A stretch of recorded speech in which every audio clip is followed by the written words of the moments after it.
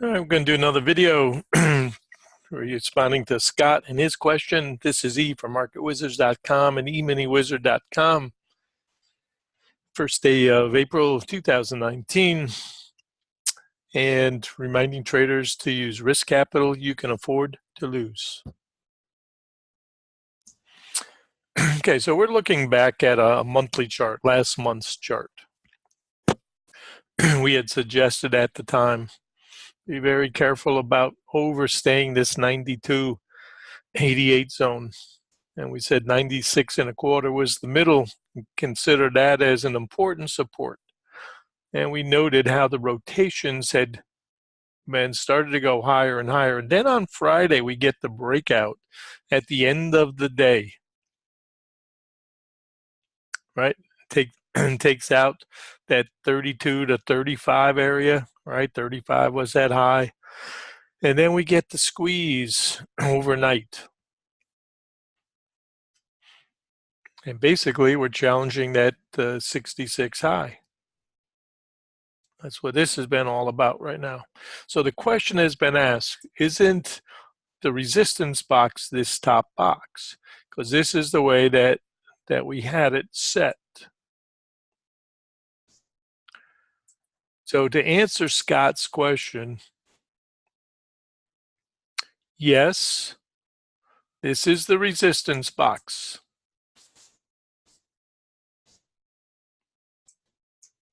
Come on, you can do it. Sometimes it gets a little bit tough to do that. So let's just remove it.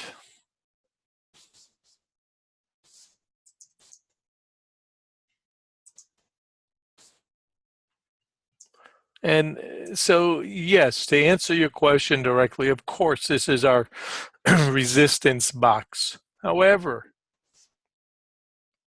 it's always a but, correct? There's always a however. If we're now in this box, isn't this, yes, our resistance box, but isn't it also our fighting box right now?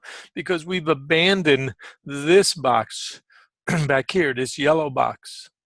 So for now, all we know is that this 12 area back here, remember last time around, I said this 12 and a half, 13 and a quarter, very big idea right now. So we know that's held. We also know that 31, 32 has been busted, right? Now big support. And we know that the top of this box is our resistance, yes. But we can also be planning ahead and saying, well, if this is now really the range that's being decided, then we already know that the interval up here, this next area, is our current resistance. And now we have to say this is where we need to make decisions. Do we take out the high or the low?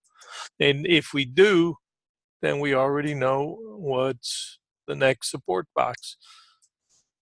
So if you want, you can think of it like a mind game, but you're already being prepared. You're already thinking, okay, so this is very important support down here. This is very important resistance, and this is our middle. Right here, this 48.5 is kind of like a middle pivot to help us with direction. And if you go back and look at my notes, I said, okay, we're going to consider this 48 as our support until broken. And it's that basis that's been articulated. So yes, this is the top of the current fighting box as resistance. And yes, this is the top of the current fighting box, top and the bottom of this current range as support. And that's all we know is trade that range until proven otherwise. And that's what I mean by step by step.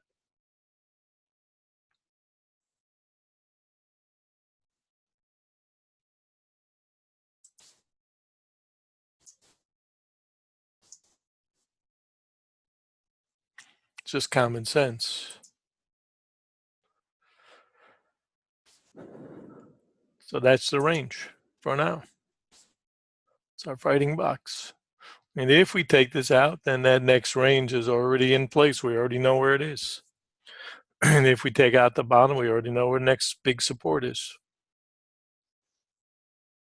And there are other things we're going to look at to help us make decisions, but you've got to get up here and stay up there. You got to get down here and stay down there. And if not, this is going to be our primary range that needs to be resolved.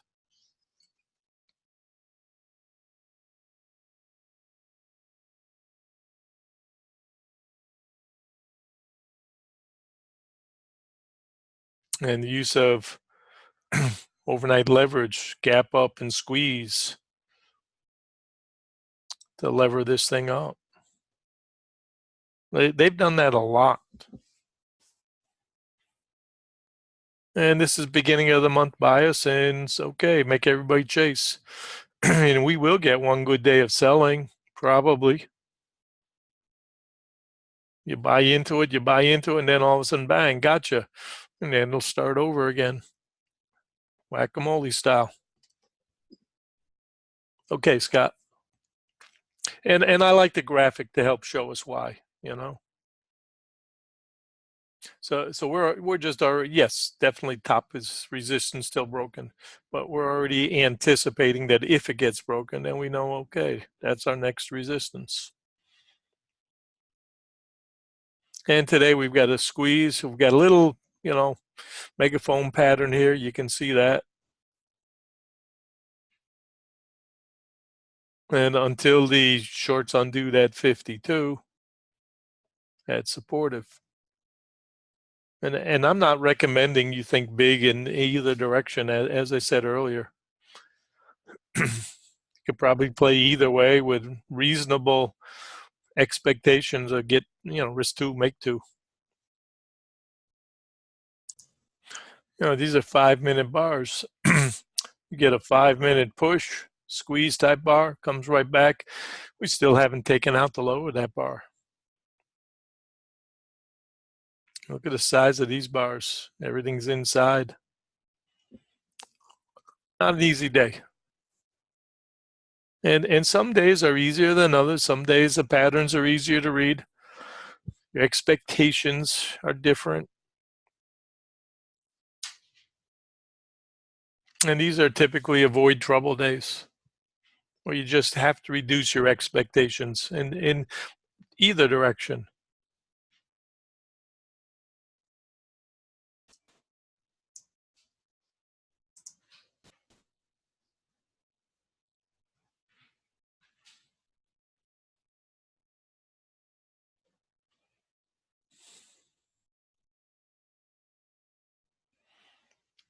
You know, there's a type of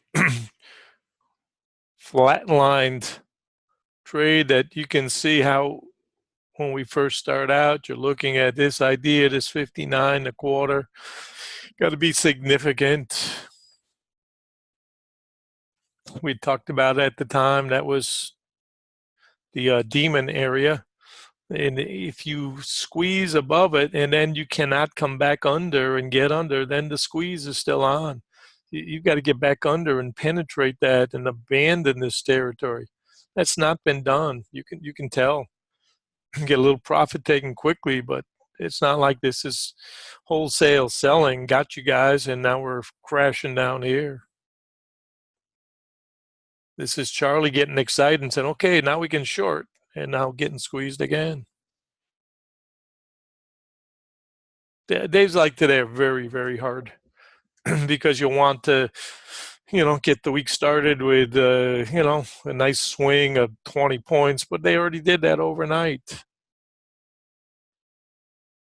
So it makes it very hard. Great question. He wants to know, he loves the simplicity, common sense of this system. How much weight do you place on market internals? Yes, decline lines, tick. You know, I have found, and I've used them all over the years, advanced decline. I know a lot of guys always talking about internals. You know what? In my opinion, I mean, I don't even have TV on now. I have no idea what's going on in the world. Got my own little cocoon here. Pull up a little volume here, there, little stochastics. I can take a look at extremes. Extremes catch my eye with things like the tick, but those are secondary indicators, really. Right now, as valid in my opinion is the 66 high. Understanding relationships with that 66 high. The closer you get to it, the risk reward really diminishes for the long side. Doesn't negate it. We know it's a target. But I find those are the things people rarely talk about. Everybody's, focused on advanced decline lines. Over time, those things are important. And a lot of times I'll catch somebody else talking about it and say, oh, yeah, but it's not like it has a lot of bearing in what I'm doing. Because I'm thinking about rotations when we first started.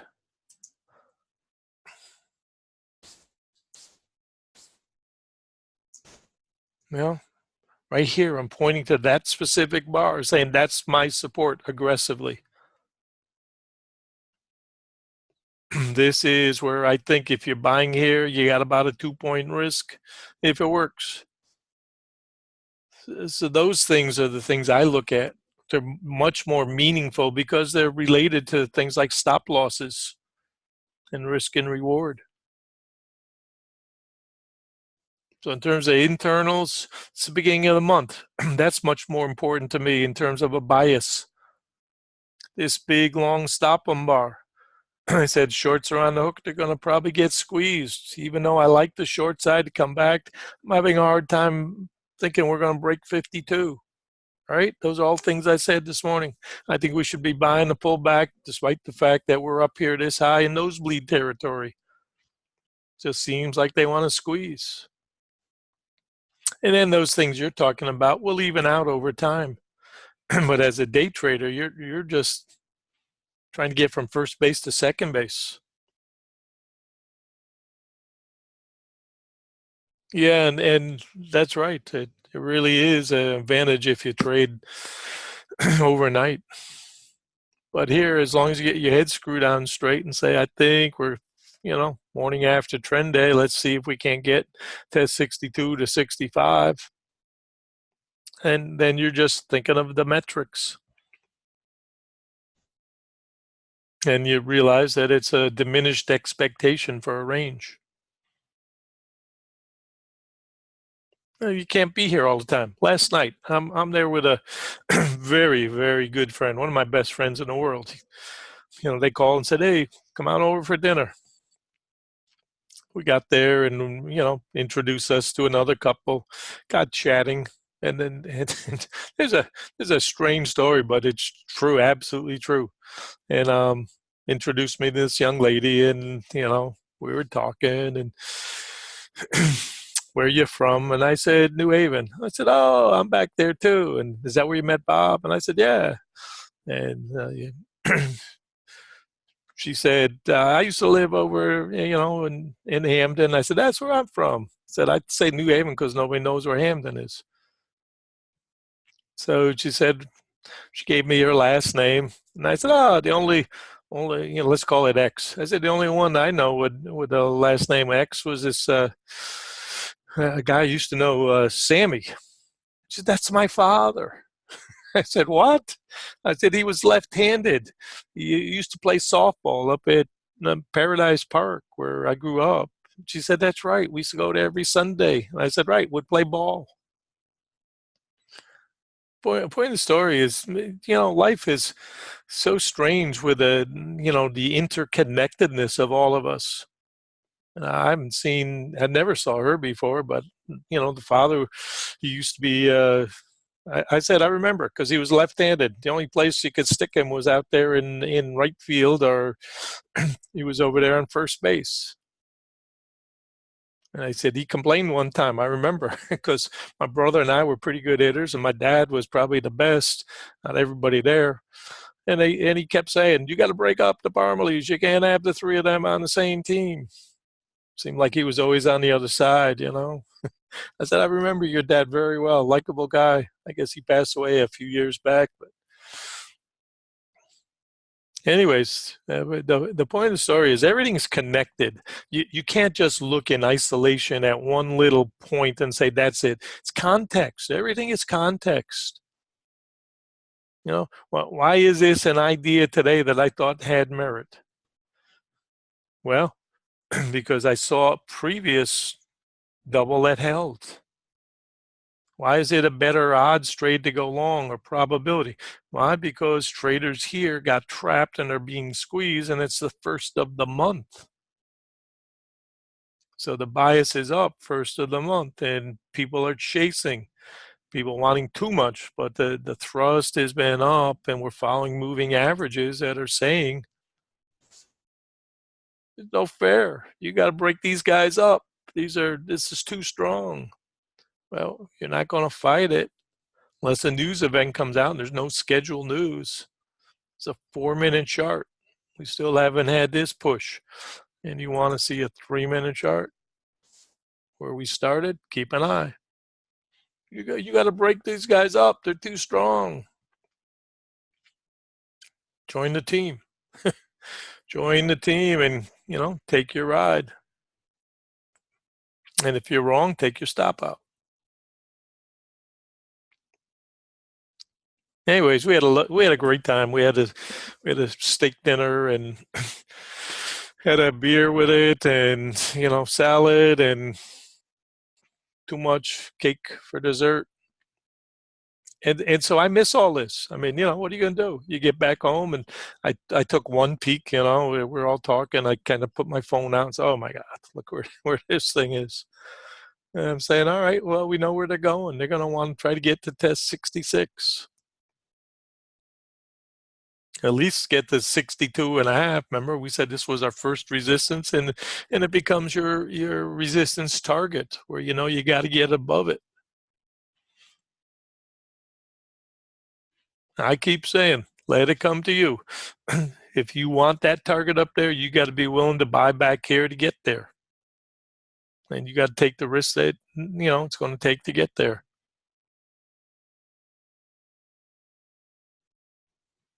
Anyway, Sammy was a great ball player, and we had the Park League, and then they had a traveling team where they played other. We talked about the guys on the team. I remember them all.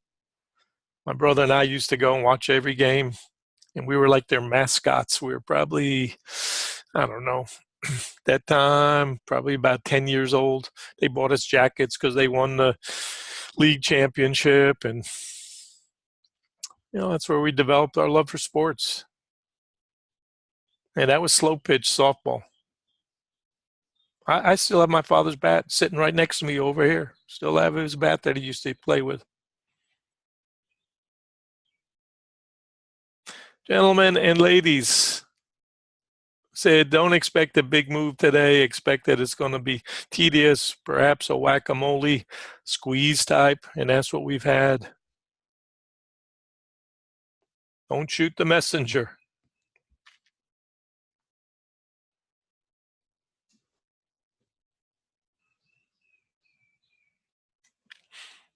Just after 11 o'clock. And despite the fact we can go to any high, I am suggesting to be conservative as we get into the 62 to 65 region.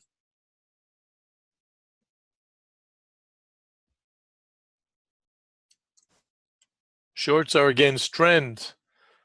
Trend trades are long side. And there's not a lot of evidence to show that the big boys wanted to come short side yet.